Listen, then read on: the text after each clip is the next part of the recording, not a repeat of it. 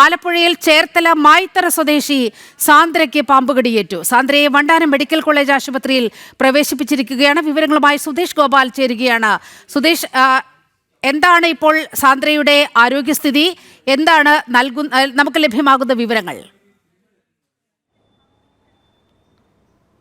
നീലിവ, സാന്ദ്രയെ ഇന്ന് ഉച്ചയോടുകൂടിയാണ് പാമ്പുകടിയേറ്റതിനെ തുടർന്ന് Vandanam medical college ആശുപത്രിയിൽ പ്രവേശിപ്പിച്ചത്. അവിടെ ICUവിൽ നിരീക്ഷണത്തിലാണ്. ഒപ്പം മറ്റു മരുന്ന് ചികിത്സകളും ആരംഭിച്ചിട്ടുണ്ട് എന്നതാണ് നമുക്ക് മനസ്സിലാക്കാൻ കഴിയുന്നത്. ഇന്നലെ രാത്രിയിൽ പാമ്പുകടിയേറ്റ സിന്ധു എന്ന അരിപ്പാട് പള്ളിപ്പാട് സ്വദേശിനിയും കായംകുളം കരിയിലക്കുളങ്ങരയിലെ സ്വകാര്യ ആശുപത്രിയിലും ചികിത്സയിലാണ്. ഇപ്പോൾ ഇത്തരത്തിൽ 2 പേരാണ് ഇന്നലെ രാത്രിയിലും ഇന്ന് ഉച്ചയോടുമായി പുതിയതായി പാമ്പുകടിയേറ്റ് ചികിത്സ നേടിയത്. നമുക്കറിയാം, കഴിഞ്ഞ ഒരു 5 ദിവസം എടുത്താൽ 10ഓളം പേർക്കാണ് പാമ്പുകടിയേറ്റിട്ടുള്ളത്. 2 മരണങ്ങൾ സംഭവിക്കുകയും ചെയ്തു.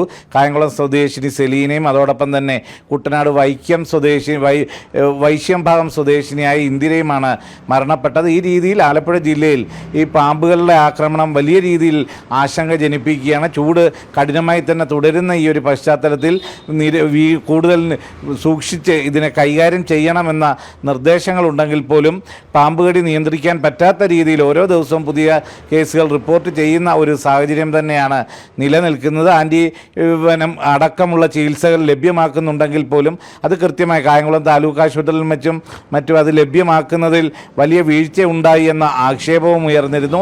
എന്നാൽ അത്തരത്തിൽ ഒരു പാമ്പുകടിയേറ്റു എന്ന് കേട്ടാൽ ഉടനെ ആൻറ്റിവെനം നൽകിക്കൊണ്ടുള്ള ചികിത്സയുമായി മുന്നോട്ട് പോകരുതെന്ന് വിദഗ്ധരായ ഡോക്ടർമാർ അഭിപ്രായം ഉന്നയിച്ചും രംഗത്തെത്തുന്നുണ്ട്. ആ രീതിയിൽ ജനങ്ങൾക്കിടയിൽ വല്ലാത്ത ആശങ്കയും അവ്യക്തതയുമാണ് ഇതുമായി ബന്ധപ്പെട്ട് നിലനിൽക്കുന്നതും.